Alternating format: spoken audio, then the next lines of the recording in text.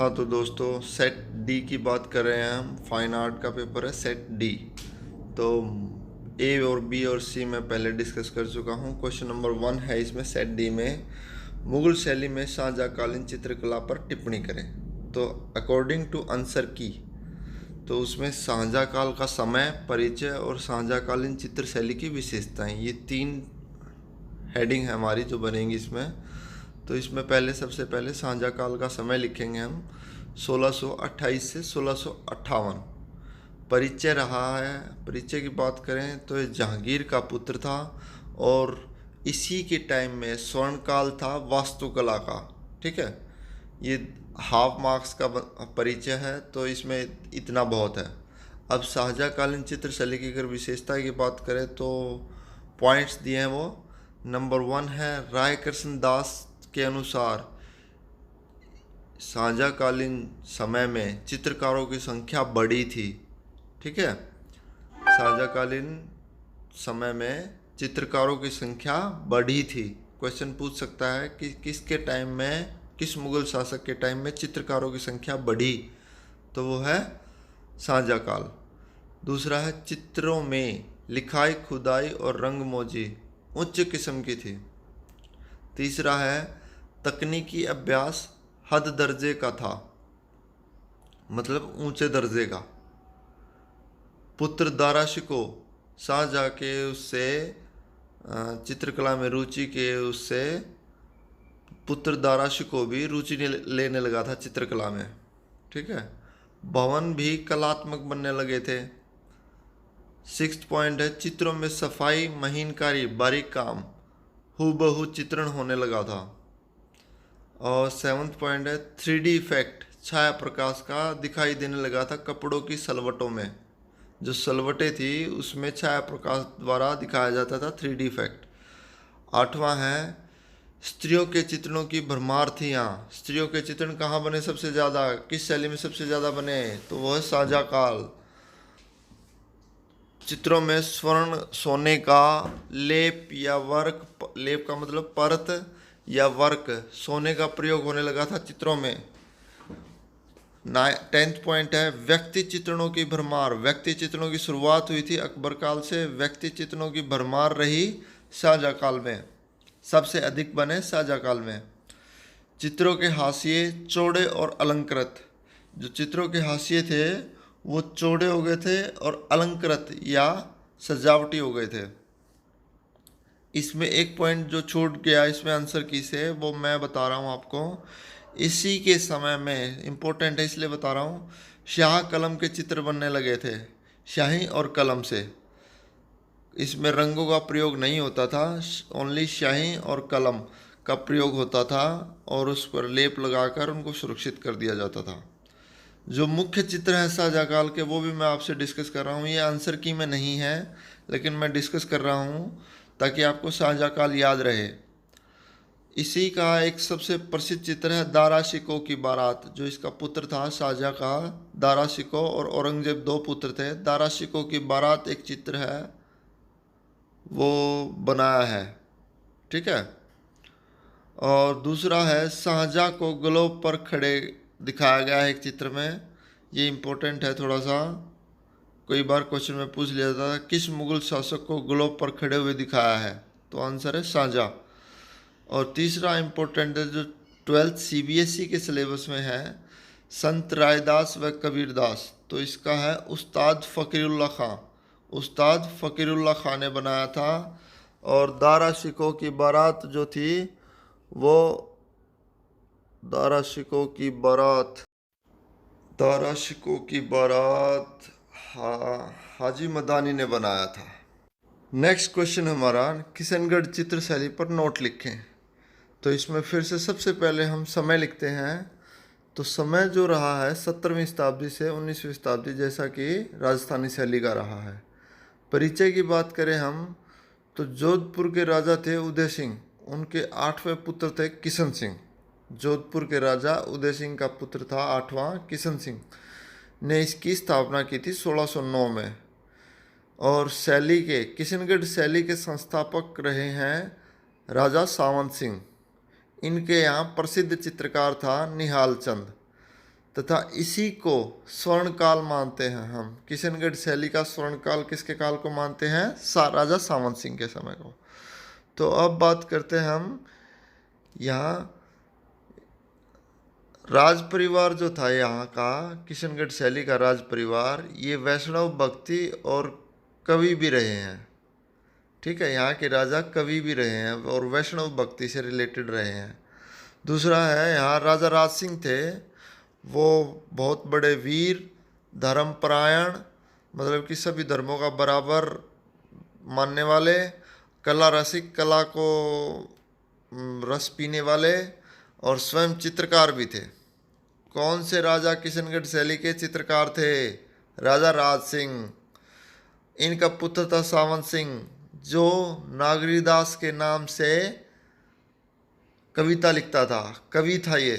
ठीक है, जैसा कि हम राज परिवार में डिस्कस कर चुके हैं, यहाँ का परिवार कवि भी रह चुका है। तो राजा राज सिंह ने सूर्य ध्वज निहाल चंद को चित्रशाला का प्रबंधक बनाया था। चित्रशाला थी यहाँ राजा राज सिंह के समय, सूर्य ध्वज निहाल चंद, ये याद रखना, निहाल चंद का पूरा नाम सूर्य ध्वज निहाल चंद। तो अगला है प्रसिद्ध चित्रकार कौन कौन थे यहाँ के? अमरू, सूरजमल, नानकराम, रामनाथ, जोशी, स्वाईराम, निहालचंद, सीताराम, लाडली दास आदि। तो यहाँ का मुख्य चित्रकार ही पूछा जाता है मोस्टली कि मुख्य चित्रकार, प्रसिद्ध चित्रकार कौन था किशनगढ़ शैली का, तो हम लिखेंगे निहालचंद या सूर्यध्वज निहालचंद। तो सीताराम और लाडली दास को भी आप थोड़ा सा देख लीजिए, सीताराम और लाडली दास, बस ये 3 चित्रकार से आप पूछ सकता है प्रश्न। तो यहाँ की एक प्रसिद्ध पेंटिंग थी, प्रसिद्ध चित्र था बनी ठनी, जिसे एरिक डिक्सन, याद रखना नाम, एरिक डिक्सन ने ही खोज की थी किशनगढ़ शैली की, और इसके साथ दिया था फैयाज अली ने। याद रखना, खोज किसने की थी? एरिक डिक्सन और फैयाज अली ने। तो एरिक डिक्सन ने ही बनी ठनी को भारत की मोनालिसा कहा है। भारत की मोनालिसा किसने कहा है? एरिक डिक्सन ने। ये सुप्रसिद्ध पेंटिंग है राजस्थान शैली की। और 1973 में इसी बनी ठनी पेंटिंग पर डाक टिकट भी जारी हो चुका है 20 पैसे का, 1973 में। यहाँ के जो विशेषता है इस शैली की, नेत्रों की विशेषता है। नेत्र जो थे खंजन पक्षी के समान थे, खंजन के समान थे। ठीक है, उम्मीद करता हूँ याद रहेगी ये सारी जानकारी। एक इम्पोर्टेंट बात जो मैं आपसे डिस्कस करना चाहता हूँ, यहाँ राजा राज सिंह ने सूर्य ध्वज निहालचंद को चित्रशाला का प्रबंधक बनाया था, लेकिन ये सूर्य ध्वज नहीं है, ये मोर ध्वज निहालचंद है। याद रखना, मोर ध्वज निहालचंद, सूर्य ध्वज नहीं है। किशनगढ़ शैली का चित्रकार मोर ध्वज निहालचंद है। ठीक है, अब बात करते हैं हम किशनगढ़ शैली की विशेषताओं की। तो इसमें आकृतियाँ लंबी व छरहरी है, खंजन कृति नैन है, पतले अधर है, धनुषाकार भूरेखा है, फूलों तथा अलंकारों से सजी हुई है, मेहंदी लगी हुई है, नासिका नथ में है, चोली जो है वो ऊंची है, पारदर्शक चुन्नी है, चुन्नटदार लहंगे हैं, रेखाओं का सौंदर्य देखते ही बनता है, सफ़ेद संगमरमरी भवन है, हाशिए जो हैं गुलाबी तथा हरे रंग के हैं, भगवत पुराण गीत गोविंद के चित्र बने हैं, राग रागिनी के चित्र भी यहाँ देखने को मिलते हैं, बाग बगीचे, झील, पहाड़ियाँ, पक्षी, इनका वातावरण चित्रों में दिखाया गया है। इसमें आधे नंबर का तो समय था, हाफ मार्क्स का टाइम पीरियड, और इंट्रोडक्शन है, परिचय है, वो 1.5 नंबर का है। इसमें से कोई भी आप 3 पॉइंट लिखोगे तो 1.5 नंबर मिल जाएगा। विशेषताएं जो हैं वो 3 मार्क्स की हैं, तो 4 विशेषताएं लिखोगे तो 1 नंबर मिलेगा, यानी कि आपको कम से कम 12 विशेषताएं लिखनी है तो जाके आपको 3 नंबर मिलेंगे। क्वेश्चन नंबर 3 हमारा 4 मार्क्स के लिए, बसोली चित्र शैली की विवेचना या डिस्क्राइब या वर्णन करें। क्वेश्चन को आपको अच्छे से समझना है, तभी आप एग्जैक्ट उत्तर तक पहुंच पाओगे कि हमें पूछा क्या इसने। ठीक है, तो उस हिसाब से फिर आप उत्तर लिख पाओगे उसका। तो समय जो रहा है वो इसका 16वीं से 19वीं शताब्दी रहा है। परिचय की अगर बात करें तो राजाओं की रुचि चित्रकला में होने के कारण जो मुगल चित्रकार थे वो यहाँ आए। औरंगजेब के समय में राजाओं की रुचि, बसोली राजाओं की रुचि चित्रकला में होने के कारण मुगल चित्रकार यहाँ आए। बसोली राजाओं के संरक्षण में बसोली शैली चमकती गई। विषय की अगर बात करें हम, विषय क्या क्या थे यहाँ, तो रामायण, भागवत पुराण, गीत गोविंद, रसमंजरी, बारहमासा, राग रागनियों, सामाजिक जनजीवन आदि पर चित्र बने हैं यहाँ। विशेषताएं की बात करें तो हम इसमें रेखाओं में ओज, तेज, गति और उन्मुखता मतलब कि फ्री हैंड, जो एकदम से फ्री हैंड की जाती है उसे उन्मुखता कहते हैं, सोचना नहीं पड़ता जिसमें। रंगों का विशेष आकर्षण रहा है इस शैली का। चमक बढ़ाने के लिए मोती के टुकड़े व सोन किरवा के पंखों को चिपका दिया गया है। नीले आकाश में सफ़ेद बादल दिखाए हैं। याद रखना, नीले आकाश में सफ़ेद बादल। अभी यहाँ बरसात में भूरे बादल हो गए हैं। बरसाती भूरे बादल में बिजली को सफ़ेद रंग का दिखाया है सफ़ेद रेखा द्वारा। हाशिए जो बनते थे, हाशिए समझते हैं ना आप, जो पेंटिंग का बॉर्डर होता है उनको हम हाशिए कहते हैं। तो प्राय लाल रंग के बनते थे अधिकतर, लेकिन कभी कभी गेंदई पीले रंग के भी बने हैं। ठीक है। वेशभूषा पर जो है मुगलिया प्रभाव है, मुगल का प्रभाव है वेशभूषा पर, या मुगलिया है। पुरुषों व नारी की आकृतियों में सौंदर्य की रमक है। ये हो गया हमारा 4 मार्क्स का। तो दोस्तों क्वेश्चन नंबर 4 है हमारा, गगनेंद्र नाथ टैगोर के चित्र जादूगर मैजिशियन पर नोट लिखें। तो इसमें सबसे पहले हम समय बताएंगे। हर क्वेश्चन में हम समय बता रहे हैं, समय का आप ज़रूर याद कर लीजिए। समय जो रहा है गगनेंद्र का 1867 में जन्म हुआ इनका और 1938 तक इनका जीवन काल रहा। परिचय, टैगोर परिवार में जन्मे। अवनींद्र नाथ टैगोर के बड़े भाई थे। अवनींद्र नाथ टैगोर को तो पता है आपको, जिन्होंने बंगाल शैली चलाई थी, वॉश तकनीक की खोज की थी। अब बात करते हैं जादूगर चित्र की। तो यह चित्र जो था, जादूगर चित्र, यह एक घनवादी चित्र है। जादूगर जादू दिखाते हुए बनाया गया है। स्टेज व जादूगर ज्यामितीय आकारों में बनाए हैं। श्वेत श्याम रंगों का, सफ़ेद और काले रंगों का यह चित्र प्रभावशाली है। पेरिस में चले आंदोलन घनवादी की नकल नहीं है। याद रखना, जो घनवादी आंदोलन चल रहा था पेरिस में, उसकी नकल नहीं है। जीवन की आंतरिक अनुभूतियाँ प्रकट की हैं। इस चित्र में जीवन की आंतरिक अनुभूतियाँ प्रकट की हैं। घनवादी शैली के कारण बंगाल शैली का कलाकार नहीं माना जाता इनको। इनकी कला को हम शहरी कला भी कहते हैं। ठीक है, ये है इसके मुख्य पॉइंट। शहरी कला किसकी कला को कहते हैं? गगनेंद्र नाथ की कला को। बंगाल शैली में क्यों नहीं काउंट किया जाता? क्योंकि ये घनवादी शैली के चित्र बनाते थे। और कुछ का तो मानना ये है कि जो इसमें जादूगर दिखाया है वो इन्होंने अपने बड़े भाई अवनींद्र नाथ का जिक्र किया है।